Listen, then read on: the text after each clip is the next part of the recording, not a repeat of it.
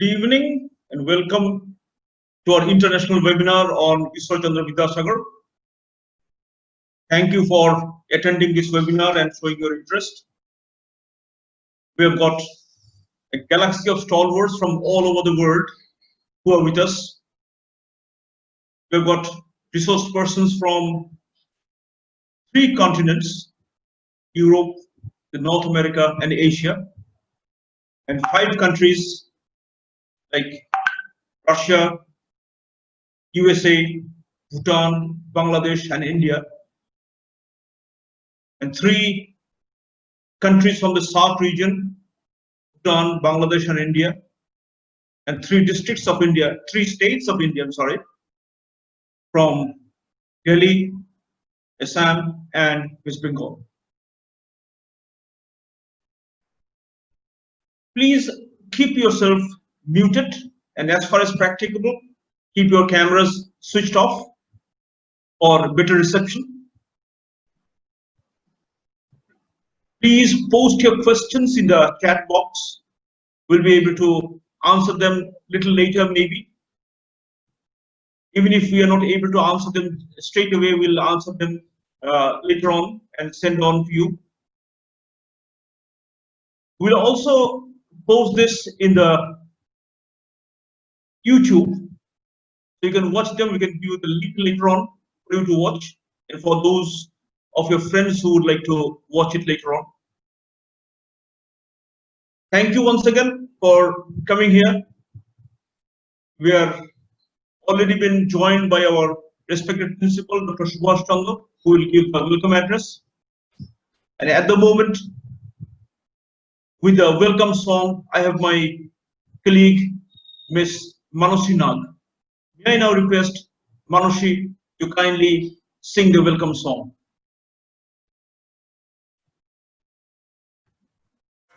কোন আলোতে প্রাণের প্রদীপ জ্বালিয়ে তুমি ধরায় আসো, কোন আলোতে প্রাণের প্রদীপ জ্বালিয়ে তুমি ধরায় আসো, সাধক গো প্রেমিক গো পাগল গো ধরায় আসো, কোন আলোতে প্রাণের প্রদীপ জ্বালিয়ে তুমি ধরায় আসো।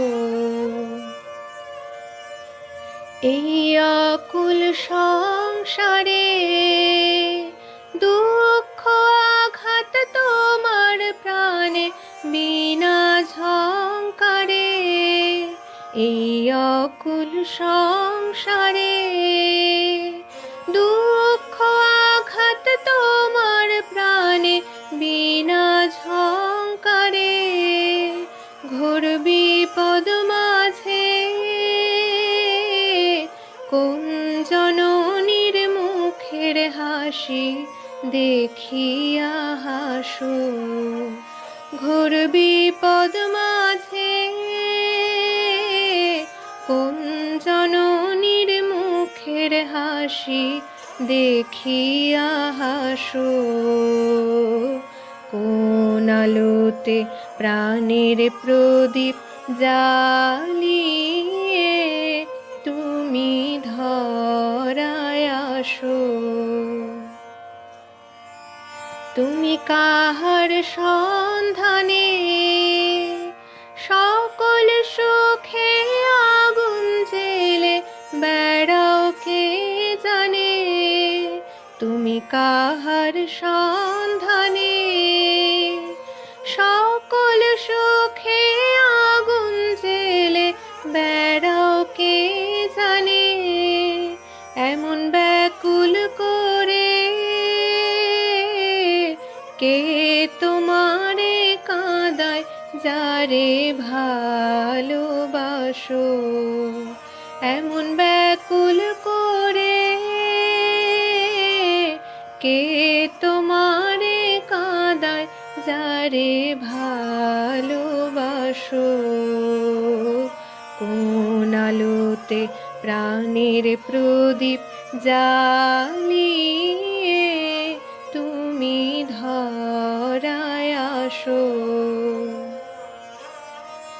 তোমার ভাবনা কিছু নাই, কে যে তোমার সাথের সাথে ভাবি মনে তাই। তোমার ভাবনা কিছু নাই, কে যে তোমার সাথের সাথে ভাবি মনে তাই। তুমি মরণ ভুলে কোন অনন্ত প্রাণ সাগরে আনন্দে ভাসো। তুমি মরণ ভুলে কোন অনন্ত প্রাণ সাগরে আনন্দে ভাসো। কোন আলোতে প্রাণের প্রদীপ জ্বালিয়ে তুমি ধরায় আসো।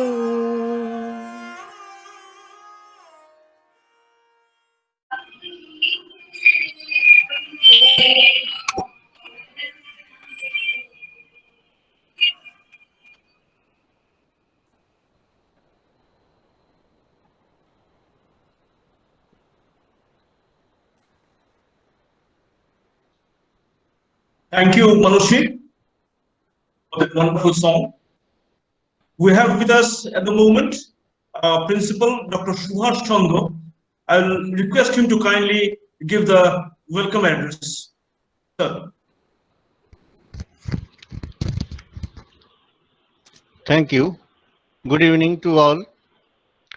Ladies and gentlemen, it's indeed a great pleasure on my part to express my gratitude to all the speakers, listeners, all my esteemed colleagues, member of the organizing committee, member of the advisory committee.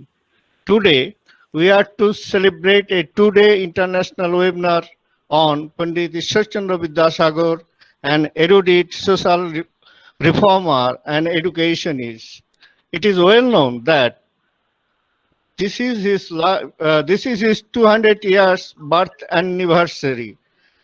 In British India, Vidyasagar was born in Birsingha village.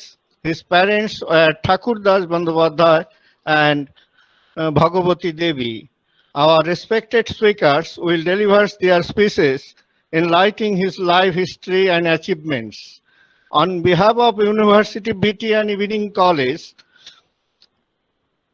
Coach Bihar, I like to offer my warm reception and welcome to Dr. Nalinakha Bhattacharya, University of Alaska, USA, Dr. Aniruddha Chakraborty, Moscow, Russia, Dr. Nahida Khan, Sylhet, Bangladesh, Dr. Sayan De, University of Bhutan, Dr. Poonam Singh, University of Delhi, Dr.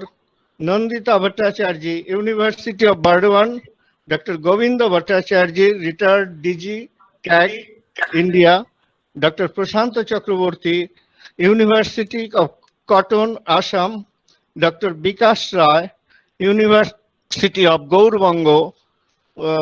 In fine, I welcome Dr. Subiresh Bhattacharya, Vice Chancellor of North Bengal University and inaugurator of the program. I also offer my thanks to the registrar, Dr. Dilip Kumar Sarkar, who is the member of the advisory committee of this program, and to Dr. Subroto Sannal, Inspector of Colleges, North Bengal University. Thank you all.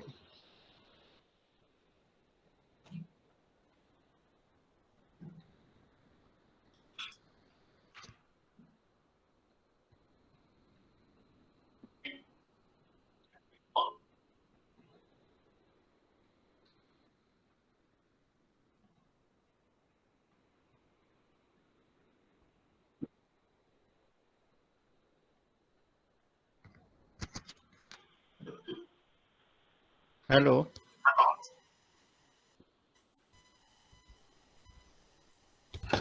Hello. Hello. Hello. Inauguration.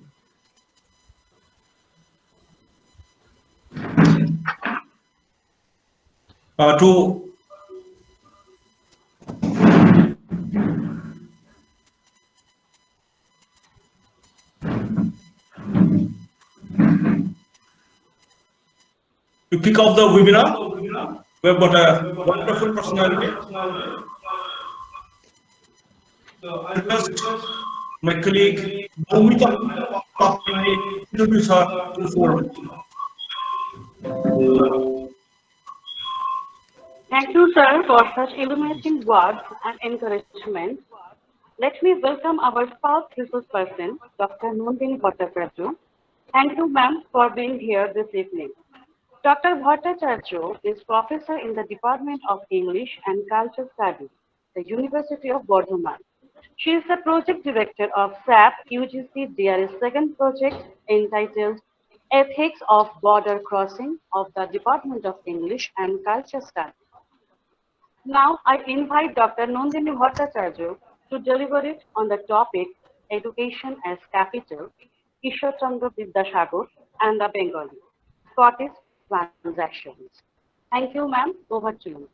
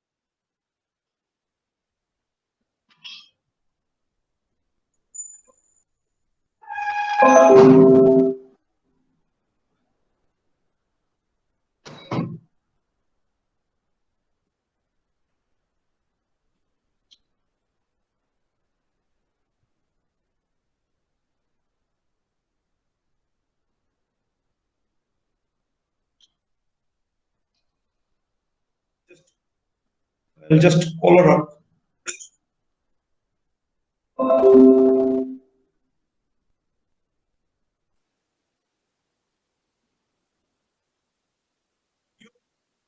You are muted. Oh, I'm so sorry. I'm so sorry. Please unmute yourself. I'm so sorry. I will begin again. I will begin again. My lecture today is.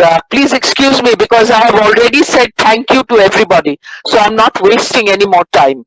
Uh, my lecture today interrogates the colonial education enterprise, and it looks at the Scottish and Scottish Victorian on the one hand and Bengali Indian on the other. This transaction, this is something that I am interrogating, and when I am interrogating this, I am looking at the figures of Ishwar Chandra Vidyasagar at one end and the Chambers brothers, William and Robert Chambers, very famous publishers in Scotland.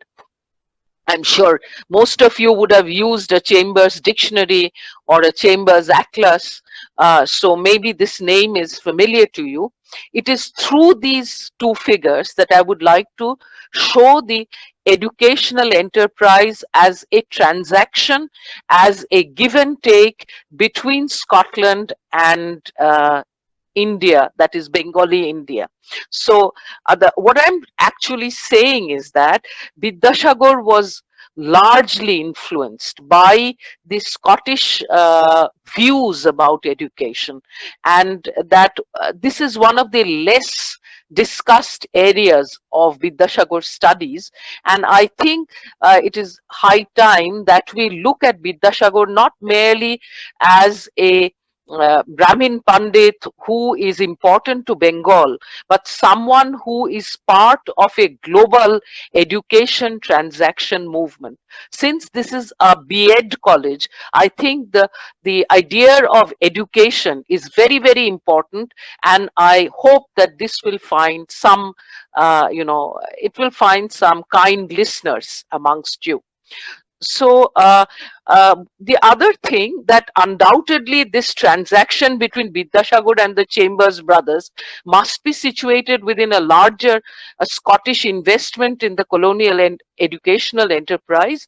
In fact, Walter Scott had called India the corn chest of Scotland, and where Scottish people sent their younger sons. There's a great deal of truth in E.W. Thompson's thesis that the education enterprise in 19th century India was a primarily Scottish Presbyterian affair, and such a project was an incredibly layered and complex one with intersecting strands and ambivalent and contradictory desires. While they push from transition to Pathshala kind of schooling to a uniform European style of schooling was initiated by the Scottish William Adams detailed report on the state of education in Bengal and Bihar. And while even earlier, the Vice Provost of the Fort William College, Calcutta, Charles Grant, had written in his observations of 1792. Charles Grant was also Scottish, a Scottish evangelist, about the need for reformation of the Indian education system, especially in the Bengal presidency. We can also look at figures like James Mill, all of them Scottish, Thomas Babington Macaulay, Charles Trevelyan, who was Thomas Babington's Jamai, John Murdoch, Scottish administrators such as Thomas Munro, John Muir, James Todd, Mountstuart Elphinstone, all of whom had very strong Orientalist inclinations. You see, Muir, Todd, Elphinstone. So it's very wrong to say that the Scottish intervention was just like, say, Macaulay's kind, that, trash Indian classical stuff and just go for the English text. Not everybody thought that way. Macaulay and Trevelyan did think in that way, but there were very important Orientalists who believed that Persian, Sanskrit should be nurtured, and they translated a great deal. So Elphinstone, and of course there were missionaries who believed that primarily Christian language and English should be taught. This is Alexander Duff, David Hare, John Wilson, and John Anderson. Now remember that in Duff, Wilson, and Anderson we have our three main universities and colleges all over India. Now Wilson set up the Wilson College and then University of Bombay, then the Asiatic Society of Bombay, and Alexander set up the Madras Christian College, and Duff of course set up the General Assembly, which is called Scottish Church College today. So Ishwar Chandra Vidyasagar and his transactions, his Scottish transactions, must be seen within such a context. However, it is he who is that brightest point, that luminous junction through which this multi-pointed transaction was taking place. He was like that point through which all these can be seen. Now, I give a quotation from a Scottish philosopher, scientist, who's very well known. I mean, all of you would have heard his name. His name is George Coombe. Now, George Coombe was what you would call a phrenologist. A phrenologist was someone who believed that the human brain was improvable, that you could actually improve a human mind by training it. Now, this is the basis of Scottish learning and education. And in Scotland, phrenology became a rage, not simply because it was a philosophy, but simply because it was considered to be utilitarian, and education was not considered to be some sort of an elite, luxury, but something that was useful. You could actually train a mind to become better and earn money. This connection between education and wealth is a remarkably Scottish contribution. So, you see, this is what he actually says, that let children, Coombe says, let children see from their infancy. This is in the Edinburgh Phrenological Society of 1820. Let children see from their infancy the real situation in which they stand as created beings, and point out to what extent they are arbiters of their own fate, or at least how conduct and happiness are joined. Just look at this phrase, how conduct and happiness are joined. So if you have good conduct, and good conduct can be created through good education, then you will have happiness. So when you have Vidyasagar's associate who is saying লেখা পড়া করে যেই গাড়ি ঘোড়া চড়ে সেই, Madan Mohan Tarkalankar in Shishu Shikha, which preceded Borno Porichoy as a primer, he is actually repeating a very Scottish idea that you can join conduct with happiness. All right. So in Vidyasagar, you will find, Sumit Sarkar and Tonika Sarkar have spoken about how Vidyasagar has partially translated or adapted Chambers' first book of reading, second book of reading, and Rudiments of Knowledge, third book of reading. A tinte boi, these 3 books of reading were something that formed the basis of Borno Porichoy. These were published and, collated by the Chambers brothers. But the real point that I'm trying to make is not that how a good boy who does not cuff and scold is replaced by Gopal boro bhalo chele, she ja paye tai khaye. It's not just, these little translations, but a larger translation of an idea that conduct can lead to happiness. All right. So, gari ghoda chore, lekha pada kore jei, gari ghoda chore shei. So in Borno Porichoy, of course, unlike in Madan Mohan Shishu Shikha, more than the opportunities, it is the threats that are presented. What happens if you don't study? And of course, all of you know about Rakhal, who is reduced to penury, and Bhuban, who is ultimately hanged because Bhuban doesn't listen to his parents and he has bad conduct and he doesn't educate himself, so ultimately is hanged. But he calls in his Mashi and says, Mashi, tumi amar phashir karon. So you see, it is a telling upon how conduct of a child is the task of the parent, and very important Scottish idea that was transmitted. The second thing that I would like to say, and because I have just 20 minutes, I'll be hurrying through. I think I've already wasted 2 or 3 minutes by muting myself, so please excuse. The second idea that the Scots transmitted, and this is part of the Chambers educational course. This is the introduction to the educational course. Now remember, educational course has many things. In fact, Bodhodoy, Jiban Chorit, these are also based on the Chambers educational course of rudiments of knowledge and life histories and so on and so forth. Vidyasagar has practically translated or adapted the most important texts of Chambers' course. But it's not about the single translations, but about the translation of the idea. Now, what is the other idea? The other idea is the idea of democratization of education. Remember that the Scots, unlike the English, unlike the British English, were far less concerned about high philosophy or about Latin and Greek, and far more concerned that English and Scottish should be taught, but taught to all. So this philosophy that education must reach to the most marginal of sections, and that education is something that will make you somewhat able to deal with the world, and it should reach everybody, not just the elite few, is a very Scottish idea. Remember that Shishu Shiksha was written for Bethune School, and that Vidyasagar was a very important member of Bethune School, and the two sectors that Vidyasagar actually spearheaded in spreading education was Bhadra women and the marginal or low caste, low within hazards men.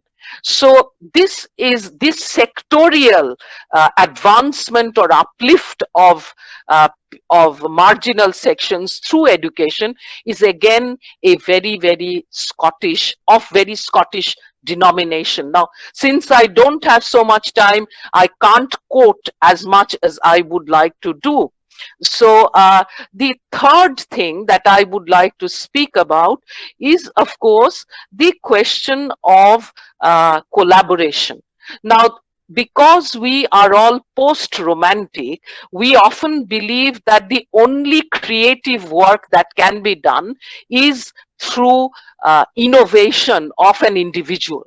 However, Vidyasagar is one of the very few who has been often criticized, mostly by people like Bankim Chandra, that he was merely a translator of many books. But I will actually read out a little bit from Vidyasagar's Sitar Bonobas to show how beautiful translation can be, because Sitar Bonobas is a translation of Bhavabhuti's Uttar Ramcharit.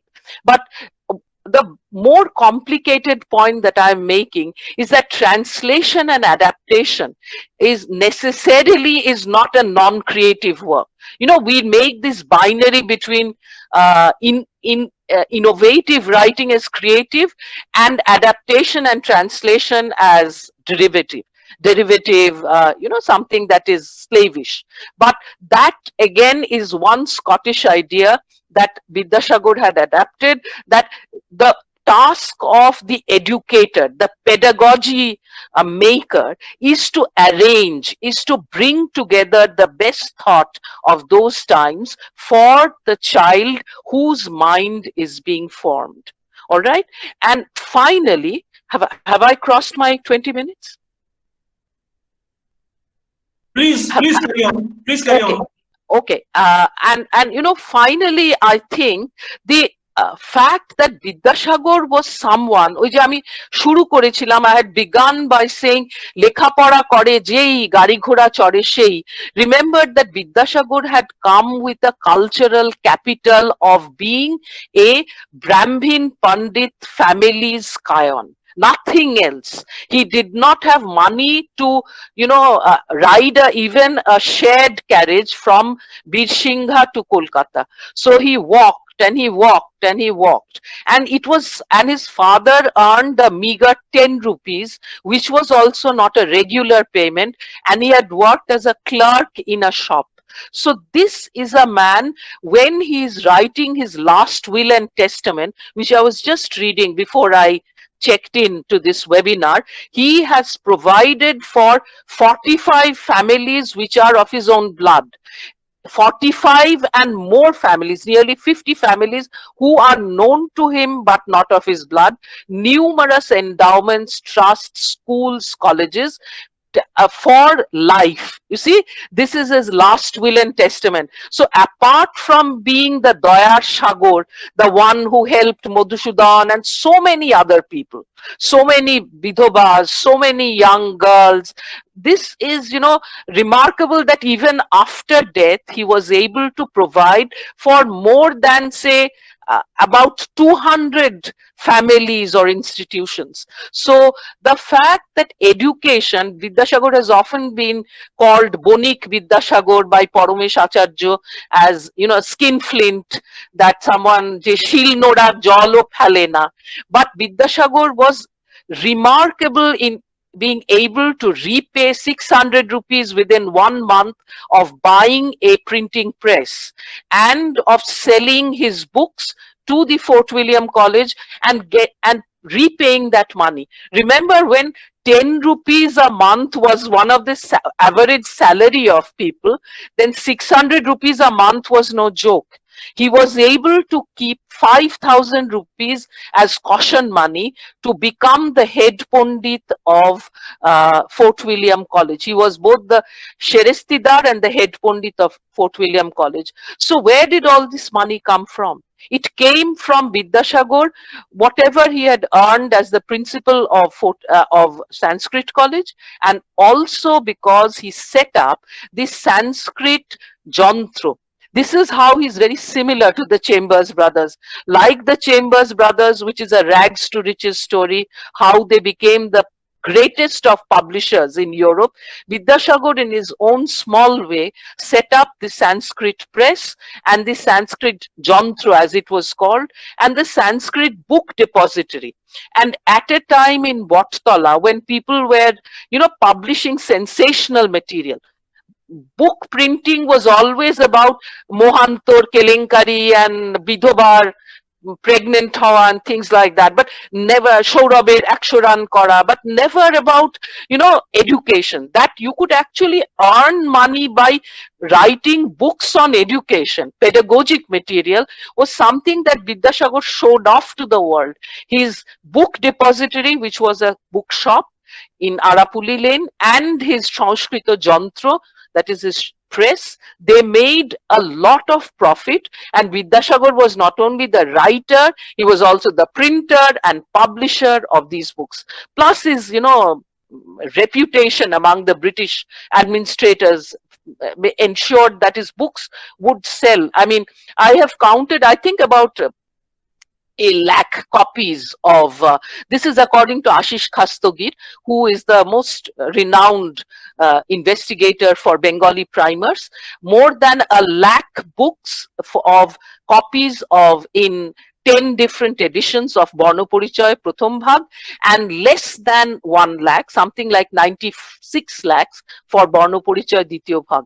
So remarkable. I mean, people are still buying it, and Vidyasagar has made money. This gives great hope to people like us, I mean, who have never been able to make any money out of education. But anyway, not a bad life. I mean, I haven't turned into a Bhuban, and no mashis to bite my ears off. But nevertheless, I will end my lecture with this, repartee to Bankim and other people who called Vidyasagar derivative. This is from Sitar Bonobas, and remember, this is again a creative translation of Bhavabhuti's Uttar Ramcharit. Now, why am I saying that this again is very Scottish? Because the Scottish insisted on reading and listening and reading. Remember, in Pather Pachali, Vibhuti Bhushan first sees Opu as somebody who is hearing people kushore chitkar koriya poriteche. This is in a patshala. But later, Opu writes a Shruti Likhan, a dictation, when from Sitar Bonobas, and that is when he learns to hear and read. All right. And later, Satyajit Ray, when he made Pather Pachali, then he made Opu, when the school inspector had come, read out in a feeling way, Kon deshete torulata shakol desher chaite shamol. And I'm sure all of us who have read Bengali have understood how reading changes, gives body, gives, a real palpable body to inanimate words. And this is what Vidyasagar did. And Vibhuti Bhushan was very fond of Vidyasagar, which is why he repeated a portion from Vidyasagar in his Pather Pachali. Remember that Rabindranath had said his first poem was Vidyasagar's Barna Porichoy, Jal Pore Pata Nore.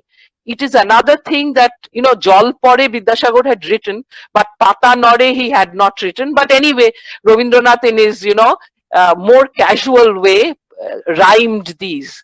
This is in the Pratham Bhag, but I would finish my lecture with these lines where Lakhon is describing the beauty of the forest to Sita.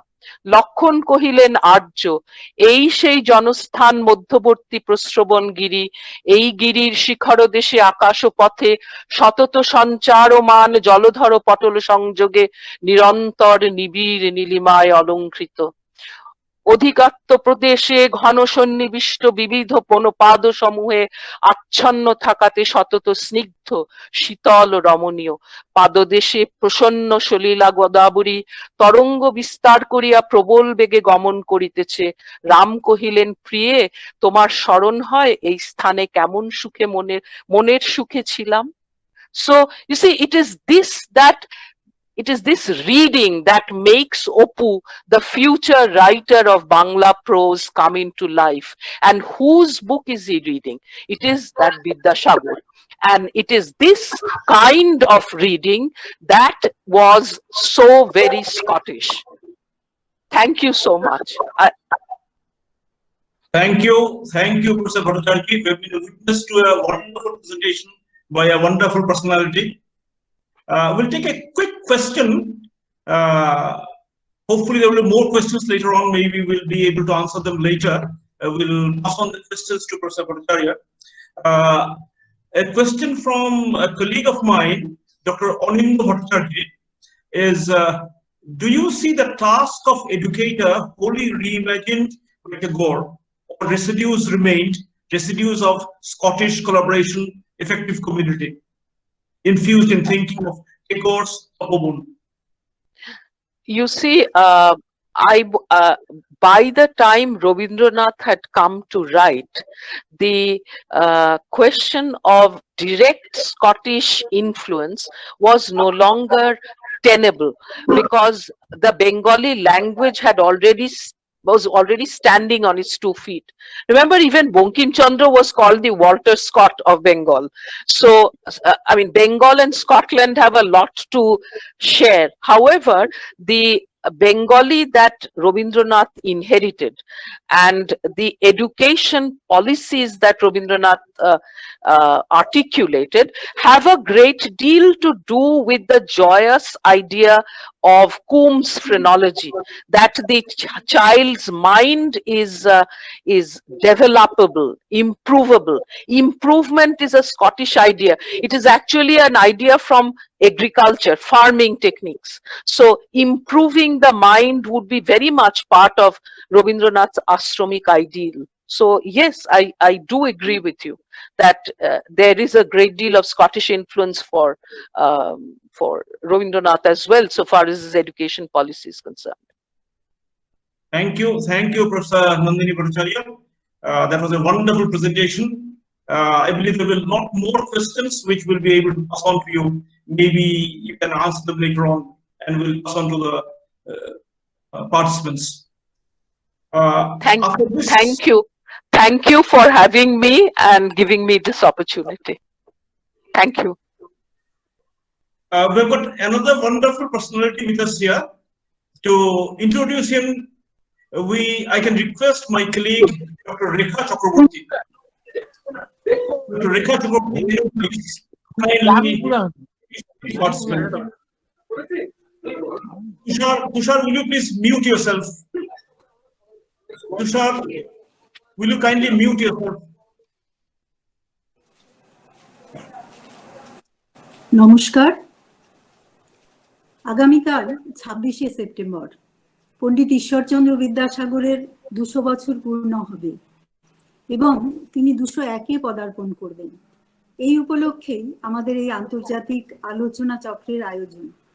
পৃথিবীর বিভিন্ন দেশের বিভিন্ন বক্তারা এখানে অংশগ্রহণ করবেন। আমরা ভীষণভাবে উৎসাহ বোধ করছি তাদের বক্তব্য শোনার জন্য।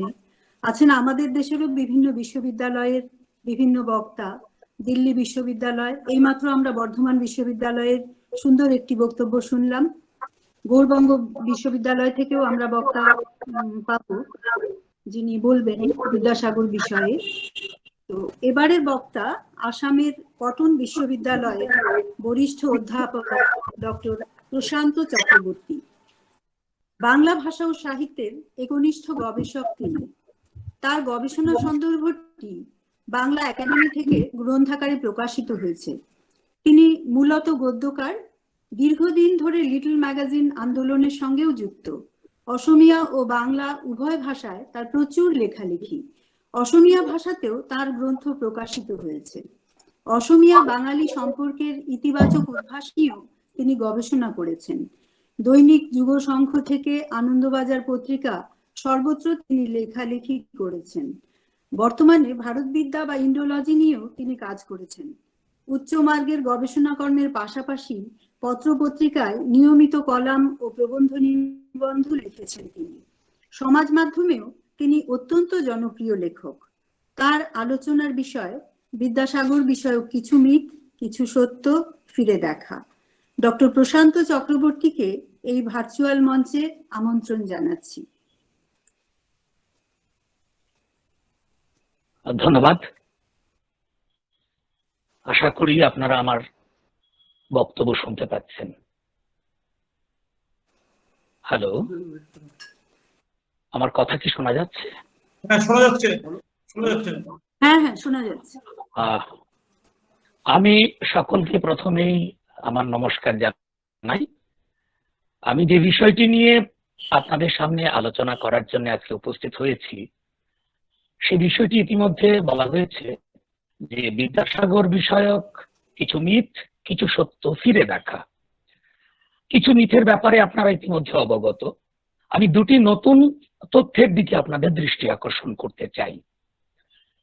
একেবারে শুরুতে যে কথাটি আমি বলবো সরাসরি বিষয়ে, সেটা হচ্ছে যে আমরা জানি যে বিদ্যাসাগরের জীবনী গ্রন্থগুলোতে তার জীবনের নানান তথ্য রয়েছে, এবং একটি তথ্য আমাদের অত্যন্ত কৌতূহলের উদ্রেক করে।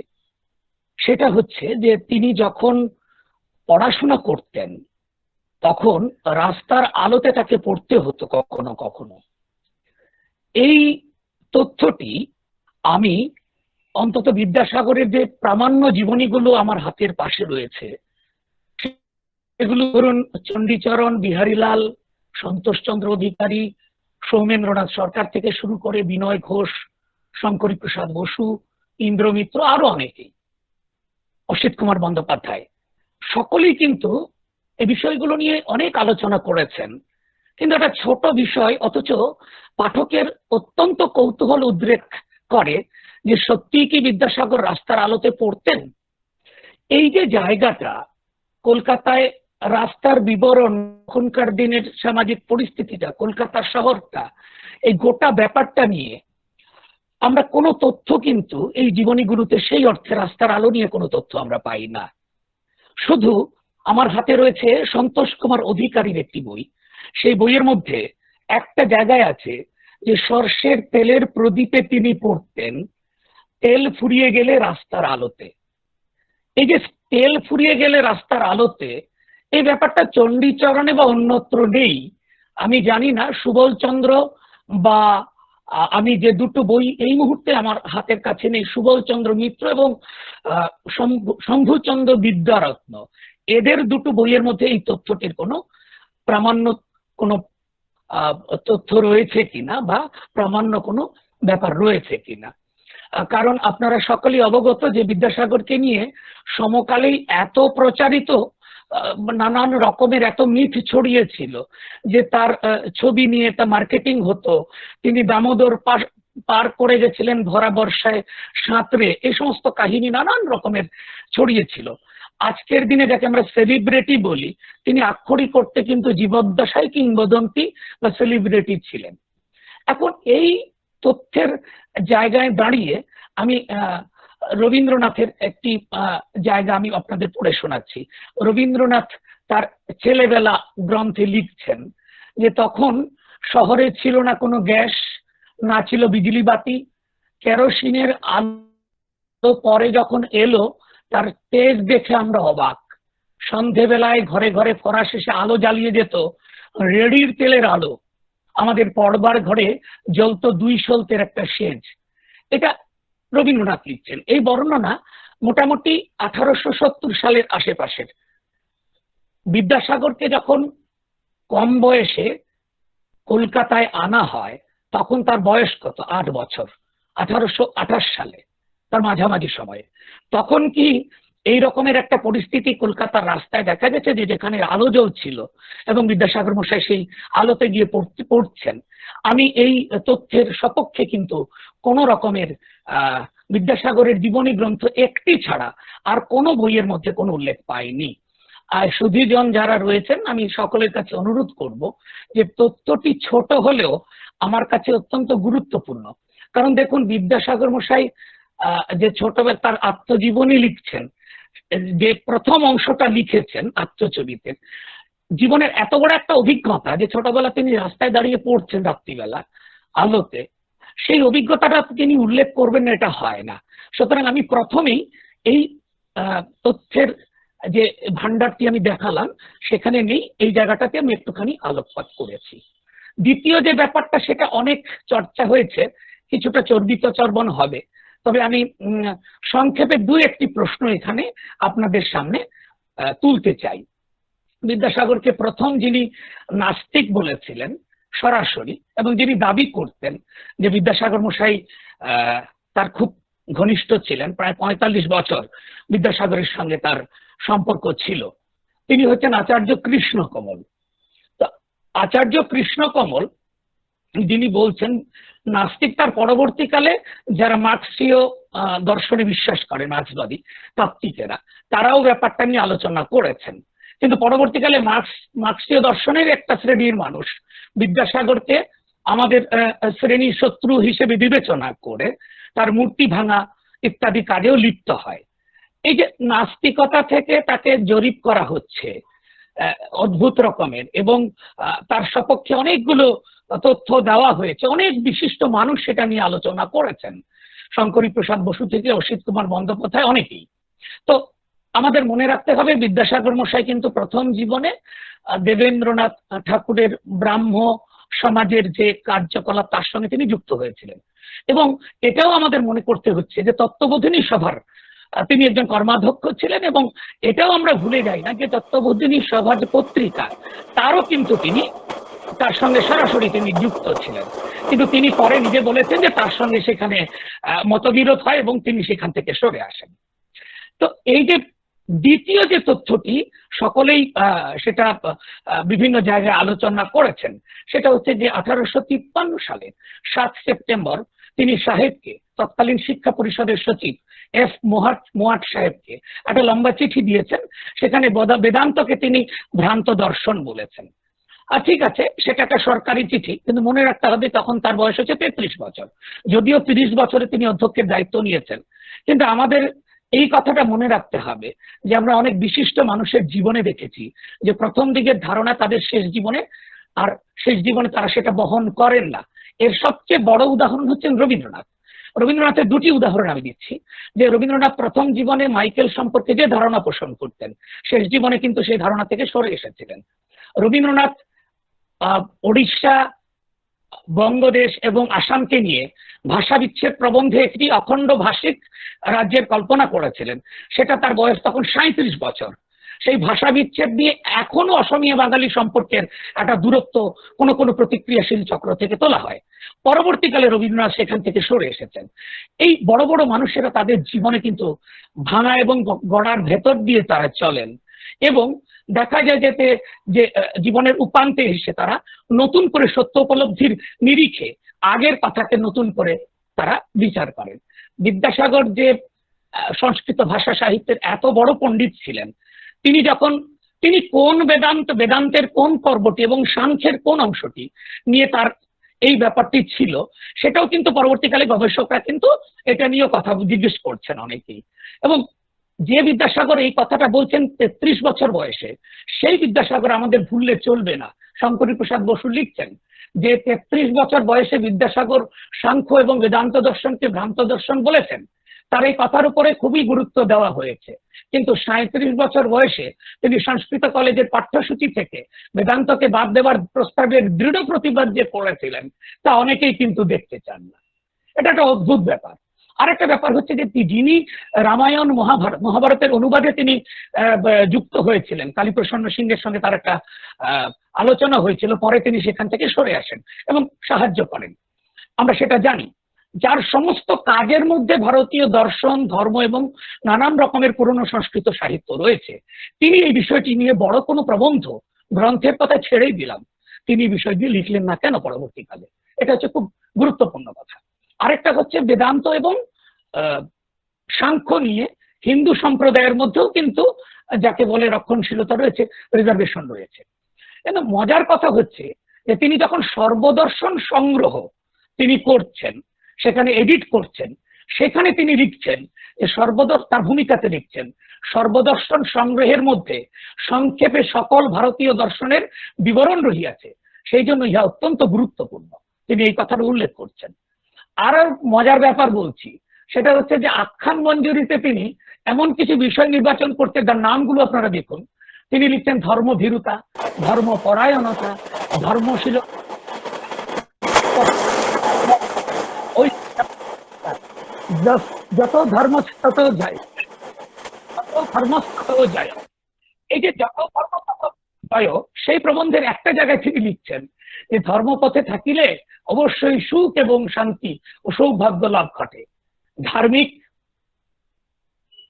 ধার্মিক ব্যক্তিকে যদিও কোনো কারণে আপাতত কষ্ট ভোগ করিতে হয়, কিন্তু যদি তিনি ধর্মপথ হইতে বিচলিত না হন, চরমে কিন্তু জয়লাভ স্থির সিদ্ধান্তে, আখ্যান মঞ্জুরির বিভিন্ন জায়গায় তার ঈশ্বর প্রসঙ্গ আছে। তাকে জোর জবরদস্তি ঈশ্বর বিশ্বাসী বানানো যাবে না, আবার জোর জবরদস্তি পাড় নাস্তিক, যেমন ইয়াং বেঙ্গলদের মধ্যে রয়েছে, আমরা গরু খাই, আমরা মদ খাই বলে চিৎকার দিয়ে রাস্তা দিয়ে যাচ্ছে, শিবনাথ শাস্ত্রী বইয়ে বা অন্যত্র রয়েছে। ওই রকমের একেবারে মুসলধারী যে ধর্মের কথা বললেই যে মুসল এবং গদা নিয়ে তেড়ে আসা, সেটা বিদ্যাসাগর ছিলেন না। এই মাঝামাঝি একটা জায়গার থেকে অনেকে তাকে বলছেন অজ্ঞেয়বাদী, অনেকে বলছেন, এমনকি দ্বিজেন্দ্রনাথ ঠাকুর পর্যন্ত সেটা বলছেন। মজার ব্যাপার হচ্ছে যে বিজয় কৃষ্ণ গোস্বামী যখন তাকে বলেছেন যে আপনি বোধোদয়ের মধ্যে আপনি ঈশ্বর প্রসঙ্গ রাখেননি, তখন তিনি পরবর্তী সংস্করণে লিখেছেন ঈশ্বর নিরাকার চৈতন্য স্বরূপ, তাহাতে কেহ দেখিতে পায় না কিন্তু সর্বদা শোনে। তিনি যখন ঈশ্বরের নিরাকার চৈতন্য স্বরূপ লিখছেন, স্বয়ং বিবেকানন্দ হো হো করে হাসছেন। সেটা হাসতেই পারেন, কিন্তু সেটা পাঠ্যপুস্তকের নিচে যদি আমরা দেখি তাহলে একরকমের, কিন্তু সেটাকে যদি আমরা দেখি যে বিদ্যাসাগরের মনোগঠনের ভেতরে কোথাও যেন একটা সুপ্ত ব্যাপার রয়েছে, সংস্কার রয়েছে, যে সংস্কারের ফলে তিনি পিতামাতার শ্রাদ্ধ করছেন, তিনি কিন্তু এবং জনন এবং মরণ এই দুই তরফের যা যা ক্রিয়াকর্ম স্মৃতিশাস্ত্র অনুসারে যা যা করণীয় তিনি কিন্তু তাই করছেন।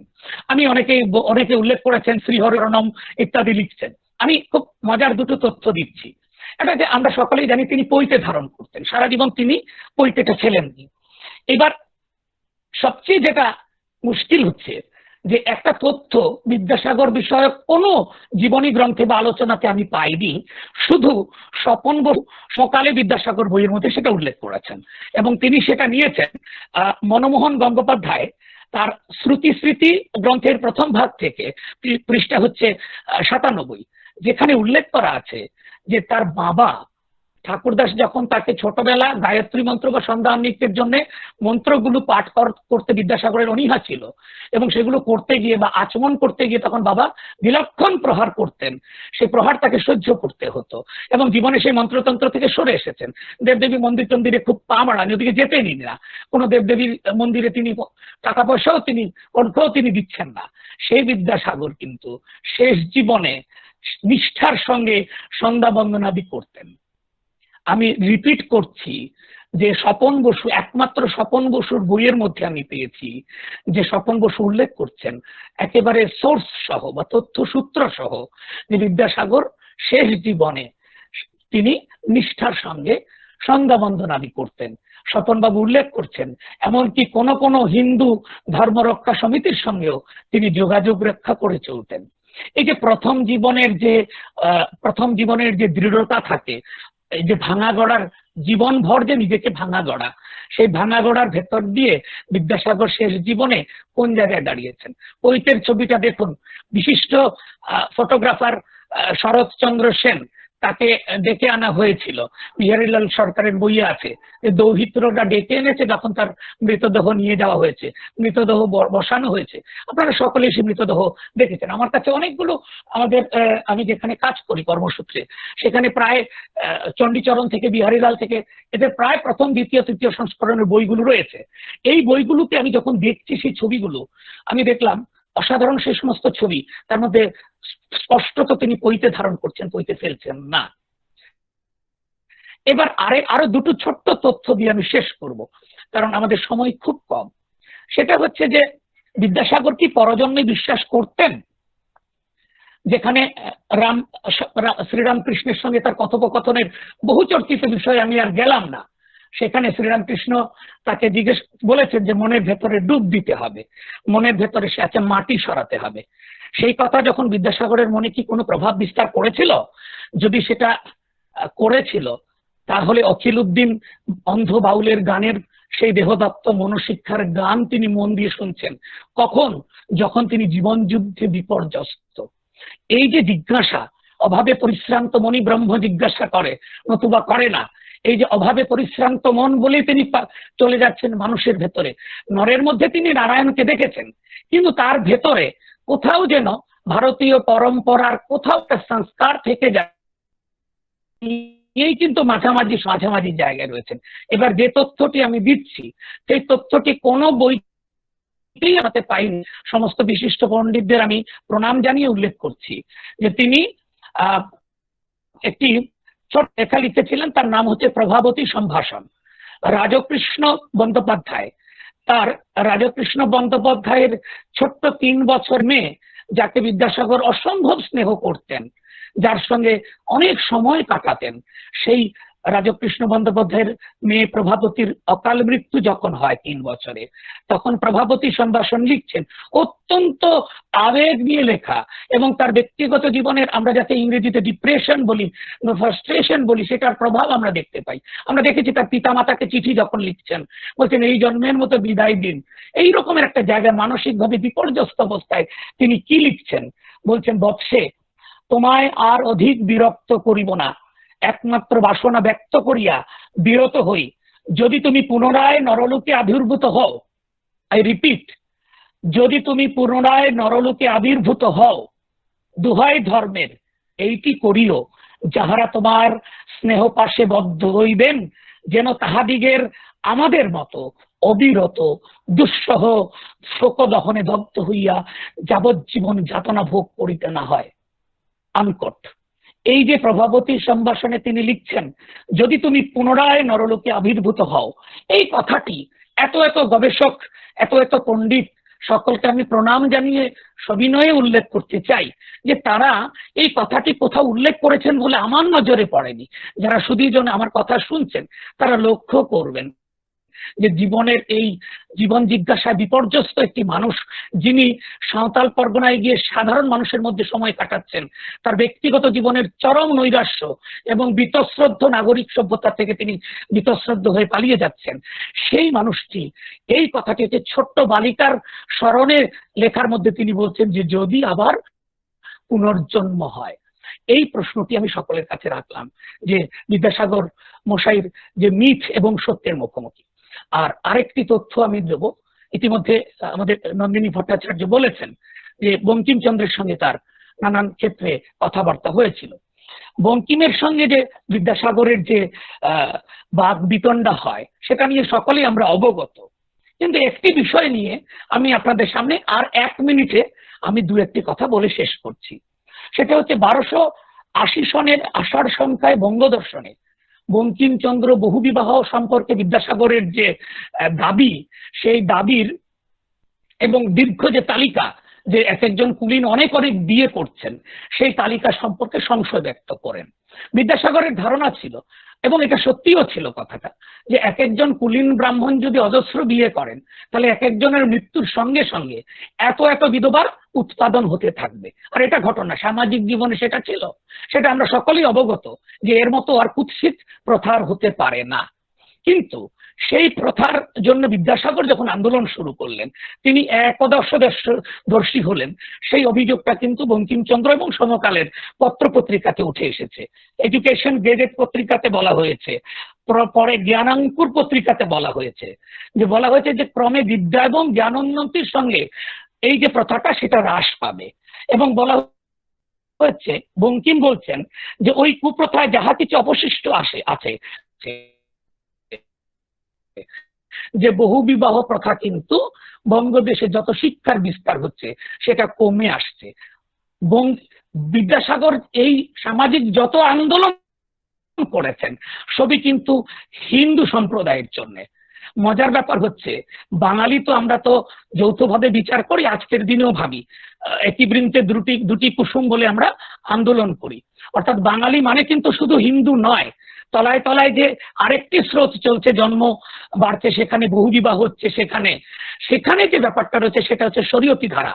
সেই ধারা সম্পর্কে বিদ্যাসাগর মশাই কি কোথাও কিছু বলেছেন? আমার নজরে অন্তত পড়েনি। এবং এই কথা বঙ্কিমের উল্লেখ করা জায়গা থেকে আমি তুলে ধরছি এবং ওই পত্রপত্রিকার জায়গা থেকে তুলে ধরছি। তারা বলছেন, যদি বহুবিবাহ নিবারণের জন্য আইন হওয়া উচিত হয় তবে হিন্দু মুসলমান উভয় সম্বন্ধেই সেই আইন হওয়া উচিত। হিন্দুর পক্ষে বহুবিবাহ মন্দ, মুসলমানের পক্ষে ভালো এমতো নহে। এই যে জায়গাটা, এটা খুব জরুরি একটা জায়গা, আমাদের চিন্তার উদ্রেক করে। সবশেষে আরেকটি জায়গা আমি পাঠ করে শেষ করব। সেখানে বলা হচ্ছে বিদ্যাসাগর সম্পর্কে, বঙ্গমিহির কাগজে বলা হচ্ছে, এদেশে মুসলমানের সংখ্যা বিস্তর। বিদ্যাসাগর মহাশয় তাহাদিগের মধ্যে প্রচলিত বহুবিবাহ সম্বন্ধে এ পুস্তকে কিছুই বলেন নাই, বলিবার আবশ্যক নাই, তাই বলেন নাই। কারণ এই পুস্তকে হিন্দু দিগের যাদৃশ্যা প্রবৃত্ত বহুবিবাহের অশাস্ত্রীয়তা প্রমাণ করাই তাহার উদ্দেশ্য। মুসলমান দিগের বহুবিবাহ নিবারণের চেষ্টা তাহাদিগরে করা কর্তব্য। এই জায়গা থেকে আমি আপনাদের সামনে অন্তত দুটি তিনটি প্রচলিত কাহিনী এবং বিদ্যাসাগরের কোনো একটি জায়গায় সবশেষে স্ববিরোধিতার প্রসঙ্গটি উত্থাপন করে আমি আমার আলোচনা শেষ করছি। আপনারা নজর করবেন, আপনারা লক্ষ্য রাখবেন যে বিদ্যাসাগর মশাই এত আলোচনা করেছেন, সামাজিক প্রথার সমস্ত কুপ্রথার বিরুদ্ধে গেছেন, কিন্তু সমস্ত কিছু কিন্তু তিনি হিন্দু সম্প্রদায়ের বিরুদ্ধেই গেছেন। মুসলমান সম্প্রদায়ের যে এই যে বিবাহ ছিল বা সামাজিক এই সমস্ত কুপ্রথা ছিল সেই সম্পর্কে তিনি আশ্চর্যজনকভাবে নীরব। এই প্রশ্নটি দিয়ে আপনাদের সকলকে আবারও ধন্যবাদ জানিয়ে এবং আমাকে আমন্ত্রণ করার জন্য আমি ধন্যবাদ জানিয়ে আমার বক্তব্য আমি শেষ করলাম। অসাধারণ, আরেকটা অসাধারণ উপস্থাপনার আমরা সাক্ষী রইলাম। প্রশান্ত চক্রবর্তীকে অশেষ ধন্যবাদ। কয়েকটা প্রশ্ন আছে, যেহেতু আমাদের সময় খুব সীমিত, প্রশ্নগুলো পরে উত্তর দিলেও চলবে। একটা ছোট্ট প্রশ্ন ডক্টর ডিকি চক্রবর্তী জানতে চাইছেন, বিদ্যাসাগর কি বেদান্তে বিশ্বাস করতেন? না, বিদ্যাসাগর বেদান্তে সরাসরি কোনো বিশ্বাস করতেন বলে কোনো তথ্য আমি পাচ্ছি না। বরং প্রথম জীবনে যে ভ্রান্ত দর্শন বলেছেন সেটা ভ্রান্ত দর্শনটাকে আর প্রকৃত দর্শন বলার তিনি চেষ্টা করেননি, কিন্তু তিনি কিন্তু আশ্চর্যজনকভাবে নীরব ছিলেন। তবে আমি একটি তথ্য উল্লেখ করেছি যে তিনি সর্বদর্শন সংগ্রহ বলে যে তিনি সম্পাদনা করেছেন, সেখানে কিন্তু ভারতীয় দর্শনের নানান রকমের কিন্তু আলোচনা আছে এবং তিনি বলেছেন যে ভারতের দর্শনের বিবরণ রইয়াছে, এই সংক্ষেপে ইহা অত্যন্ত গুরুত্বপূর্ণ। কিন্তু বেদান্তকে নিয়ে যিনি এত বড় সংস্কৃত পণ্ডিত, যিনি ভারতবর্ষের আর্য সভ্যতার সমস্ত নথিপত্র গুলে খেয়েছেন, এই এত বড় সংস্কৃত পণ্ডিত তিনি কিন্তু আলাদাভাবে কিন্তু বড় রকমের কোনো রচনা কিন্তু লিখলেন না।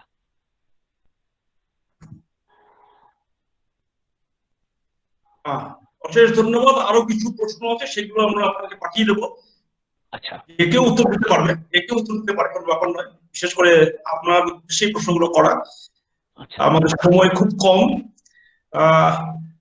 We'll go on to the next participant. We've got one more wonderful personality with us. I'd like to request my colleague, Mrs. Moumita Patro, to introduce our next resource personnel here. Mrs. Patro. Now I welcome our next eminent speaker, Dr. Poonam Singh. Dr. Poonam Singh is professor in the Department of Statistics, University of Delhi, Presently, Dr. Singh is working as Assistant Professor in School of Finance and Commerce of Golgochias University.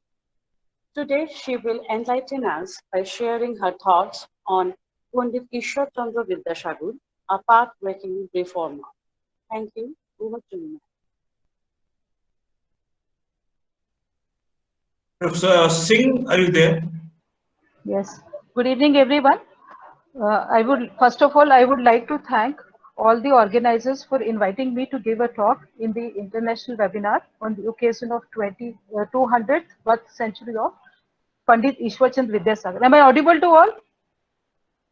Am I audible to all? Yes. We are very clear. Oh, okay. After receiving this, although I am not from the field, I am from the statistics field, and I am a professor at Delhi University, University of Delhi, Delhi.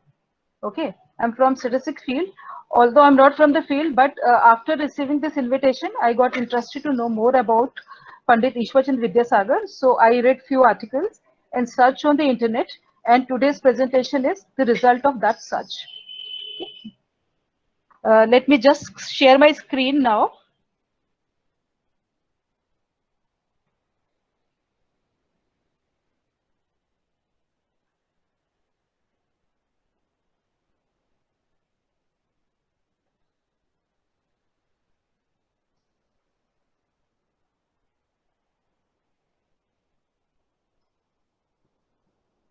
So, title of my today's talk is Pandit Ishwar Chandra Vidyasagar, a path-breaking reformer.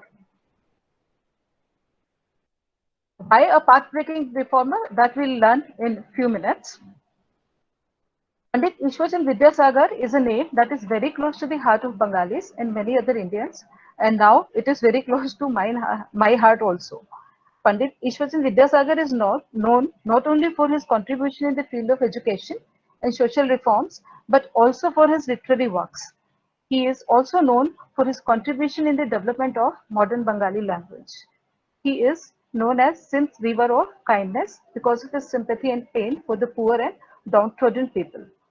He has done a lot of work and conducted activities for the betterment of the society and improvement in the conditions of women, enrichment of Bengali literature, and modernizing Indian education. He was the glittering star of 19th century.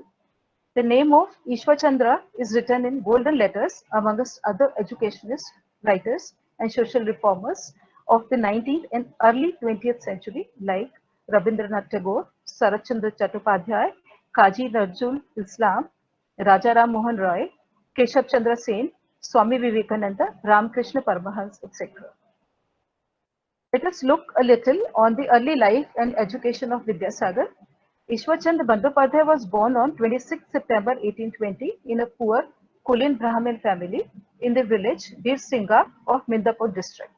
His father, Thakurdas Bandyopadhyay, was a clerk in a shop of Kolkata, and mother Bhagwati Devi was a kind-hearted, open-minded woman. His mother was his first trainer and teacher. Vidyasagar has spent his childhood in extreme poverty, but he continued his journey with full determination. He got his primary education in his village Pathshala of Kalikanta Chattopadhyay for 3 years. Here he learnt language, grammar, mathematics, and many other disciplines. He was admitted to Sanskrit College in Kolkata on 1st June 1829, where he spent 12 years and 6 months for his studies. He was honored by the title of Vidyasagar on 4th December 1841 by the Pandits of Sanskrit College on completion of his long study in the college. The meaning of Vidyasagar is the ocean of knowledge. Let us look at the work and professional life of Vidyasagar. Pandit Ishwar Chandra Vidyasagar was appointed as the head Pandit of the Fort William College in the Department of Bengali on 29 December 1841, where he taught for 5 years. At that time, John Marshall was the secretary of the Fort William College. But Vidyasagar, as a Sanskrit Pandit, was eagerly looking for a job in the Sanskrit College. He joined the Sanskrit College at the post of Assistant Secretary on 6 April 1846. Here, he framed a curriculum designed to reform the education system. He prepared a report which was very much praised by John Marshall of Fort William College. It was also made a stir among the administrative authorities, but the Sanskrit College secretary of that time, R. Datta, opposed his idea and criticized the report. After this, Vidyasagar became very upset and he resigned from his post in the Sanskrit College. Then he bought a Sanskrit press machine named Sanskrit Jantra and a bookstall named Sanskrit Press Depository. And he did the job of a writer, publisher, and bookseller parallelly. After remaining jobless for a few years, he got the job of head writer and treasurer in the Fort William College on 1st March 1849. Later, he was appointed as the professor of literature in the Sanskrit College on 5th December 1850 and became the principal of the college on 22nd January 1851. He held the post of principal up to 5th August 1858. Vidyasagar has done immensely in educational activities. Sanskrit College was the institution only for the Brahmins and Veds who had the right to study Vedas and Sanskrit, but as the principal of the college, he opened the doors of the college for all. He radically changed the syllabus of the Sanskrit College, fixed nominal fees, and weekly holidays. He began to use English and Bengali as the medium to teach grammar and mathematics instead of Sanskrit. He believed that if the medium of instruction is the mother tongue, education will reach to masses. He was the first one who gave importance to the Western science and philosophy along with Eastern Shastras. He introduced Western languages and subject matter in Indian education. He established 20 model schools and 35 girls' schools for the expansion of girls' education. He also opened a normal school for making competent teachers for these schools. He established Calcutta Metropolitan Institution for Higher Education, which is now known as Vidyasagar College. He was also directly involved in the establishment of Calcutta Female School with the help of Drinkwater Bethune in 1849, which is now called Bethune School. Vidyasagar has done many social reforms. Vidyasagar has spread his wisdom, love, sympathy among all who were downtrodden, sick and ignored people. He was very much disturbed to see the situation of the women at that time. So he put all his effort for the widow remarriage and got the Hindu Widow Remarriage Act 1856 legally passed on 26 July 1856. In fact, he got his son also married to a widow. So that was an example set by him. He tried to stop child marriage and polygamy among the Kulin Brahmins. The Civil Marriage Act was passed in 1872. He always served others with his own salary. His contribution in the upliftment of women by eradicating blind superstitions and tortures in the name of rituals will always be remembered. It was not an easy task for him to make the orthodox Hindu authorities and people accept this change. For this, he wrote many books, magazines, and articles. Vidyasagar has contributed immensely in the linguistic and literary works also. He is one of the significant contributors of modern Bengali literature during its early developmental stage in 19th century. He is considered as the father of modern Bengali prose. His educational philosophy was influenced by Western theory, but he had a deep knowledge of Indian philosophy as well. As the principal of Sanskrit College, he modified the educational system, curriculum, and other administrative rules of the college. His educational plan can be considered as the first Indian educational plan. He gave stress on mass education in one's own mother language. The modern Indian society and Bengali literature is the contribution of one and only great Ishwarchand Vidyasagar. Vidyasagar has done many activities like writing of textbooks, grammar books, biographical books, and was actively involved in the writings of some magazines.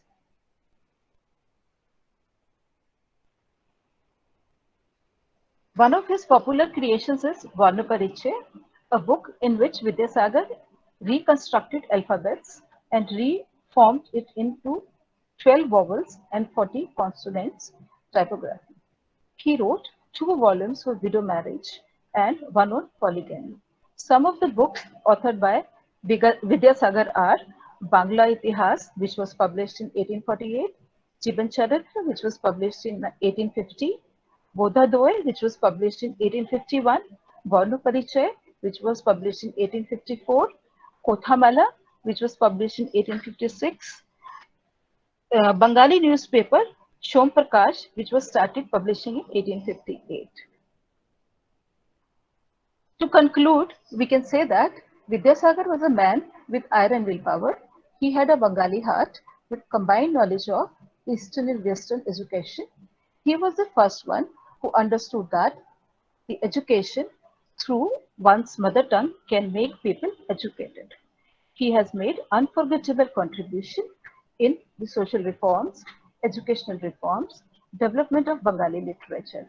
He spent his last 18 to 20 years among Santals at Nandankanan in Jharkhand and left the world on 29th July 1891. After his demise, Rabindranath Tagore wrote, "One wonders of God, in the process of producing 40 million Bengalis, produced a man." Even today, Vidyasagar is remembered by many places that were named after him. Some of them are Vidyasagar Setu over Hooghly River in West Bengal, Vidyasagar Mela in Kolkata and Birsinga, Vidyasagar University in Mindapur, Vidyasagar Street in Central Kolkata, Vidyasagar Stadium at Barsad, Vidyasagar Hall in Kharagpur. To wind up my talk, I would like to state few quotes of Pandit Ishwarchand Vidyasagar. Education does not only mean learning, reading, writing, and arithmetic. It should provide comprehensive knowledge.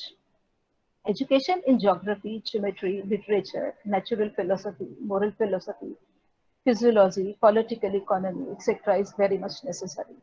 We want teachers who know both Bengali and English language and at the same time are free from religious prejudices. The life without suffering is like a boat without a sailor, in which there is no discretion of itself.